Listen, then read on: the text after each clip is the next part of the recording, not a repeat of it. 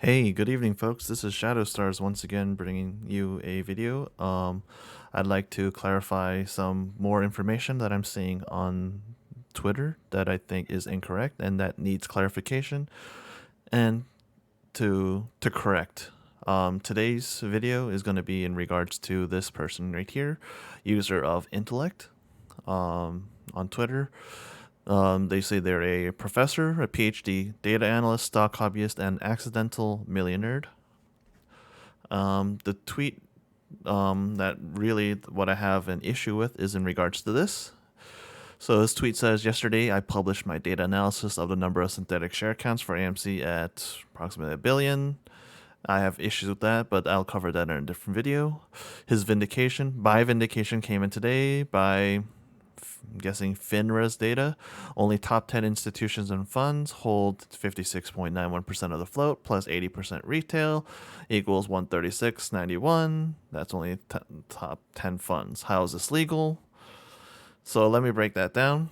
First of all, you know that I'm all about education, providing the good information, good data. So let's pop this open. So you have this screenshot from him, and I went to FINRA markets. This is public information. So looking at funds, looking at the data here in a screenshot, they do line up. Institutions, yep. So it does line up. So it is from FINRA's website. But the issue I have comes from this. So sorry for going back and forth. Let me go into this. First of all, his 56.91%. Where's that coming from? 56.91% is coming from this 14.48. So this number here from top 10 funds. You're adding that with the 42.43 institutions. 14.48 plus 42.43, 56.91%. So that's how he's getting this number. And 80% retail, I assume he's getting that from Adam Aaron's information that he provided, I believe, back sometime in June, that retail holds around 80% or so. So that was accurate of June. And now his information, where he gets 56.91%, what's that accurate as of? Well, first of all, let's look then. This information here, Silver Lake Group. Information pulled from September 14th, 2020. Is this accurate? Do they still hold 8.85% of AMC? No, they don't. This is wrong, incorrect information. This is old. So right off the bat, we have this discrepancy, this information. It's old. It's not correct. This number should not be 42.43. Scrolling down, State Street Corporation. Why are they listed twice? You're double counting here not only State Street Corp and plus Silver Lake. Incorrect. Now let's go to the funds. So you have all these different funds. Vanguard's funds, iShares, which is BlackRock's funds. You have Fidelity's funds, Schwab's funds. So this information I did verify. So these are their most recent publicly announced information. I personally verified that with my information that I collect from their website. So if we pull up this quick spreadsheet here that I have for the ETFs that I track on a daily basis. So let me go to. This was, for example, let's look at IWM, which is BlackRock's ETF that holds the most shares of AMC in their ETF. So 730. So this has changed from 730.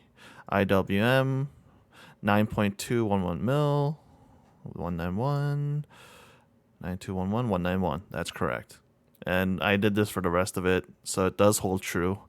Only issue is that I found with this information was that, hey, we have some other funds that hold more. For example, FS Max, Fidelity's extended market index fund holds a little over 2 mil.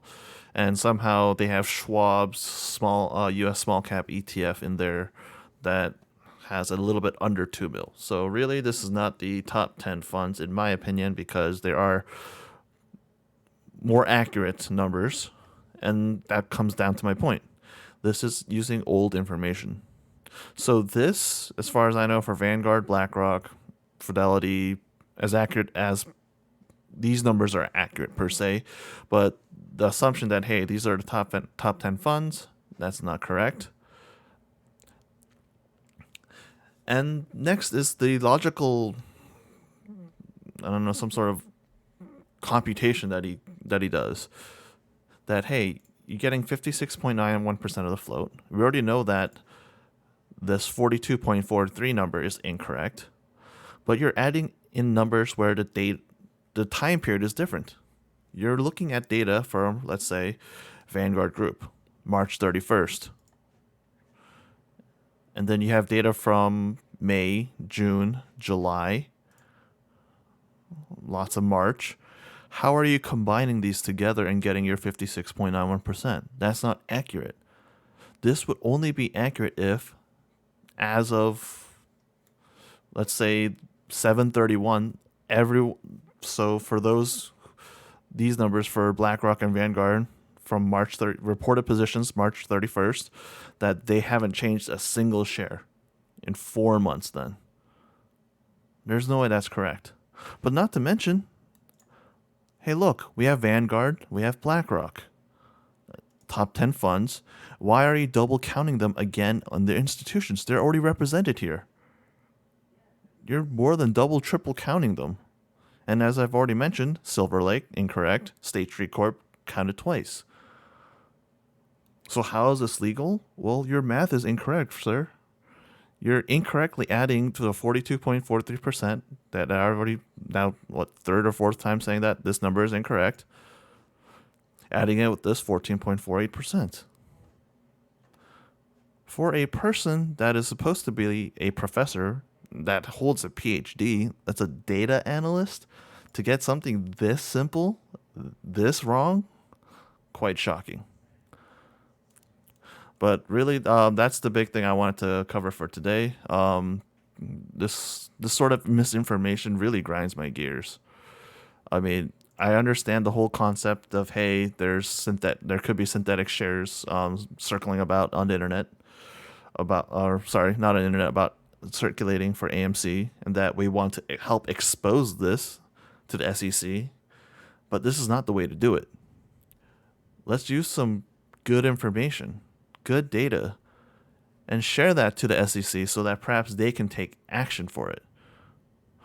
But when you do this tinfoil hat theory stuff of, hey, let's just combine this number plus this number plus this number, and then bam, we have more than 100% of the float, that doesn't work.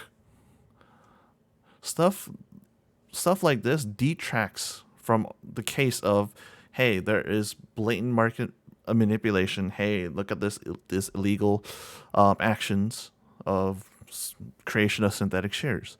If you want to prove that, this is not the way to do it.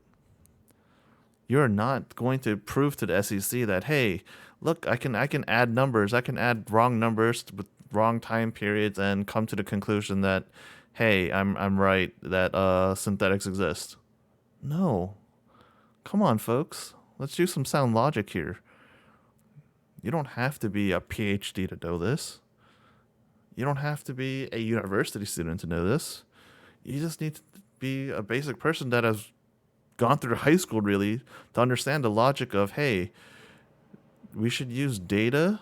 If we're combining numbers of this data, let's try to match up types.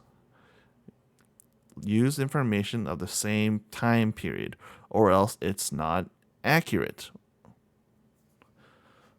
Much like his other big theory of somehow coming to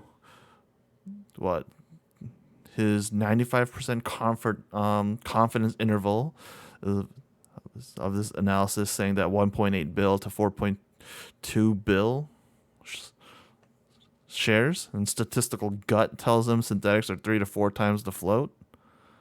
No, no, no, no. You're not able to control for the variability in the population. For a person that's a data analyst and a professor and PhD, you should have a better background in understanding statistical analysis. For you to get this so incorrect is so very disappointing. People, you need to be more careful with this type of information. I'm all for it, supporting AMC. I hold AMC shares, but let me say, I'm not a financial advisor, not giving you financial advice. But we need to be more critical about the information that we receive. And those who spread misinformation, you need to retract it. You need to be sure in the information that you give. And I got no problems. If there's something wrong with my information, I'll correct it. But people who have this large following, I think they should be held to a higher standard. But either way, that's an ethics thing. That's completely different from the point I wanted to bring up was that, hey, red flag, this information not correct as far as my understanding. And that's what I want to talk to you about in this video. That's about it. This is Shadowstar signing out. Peace.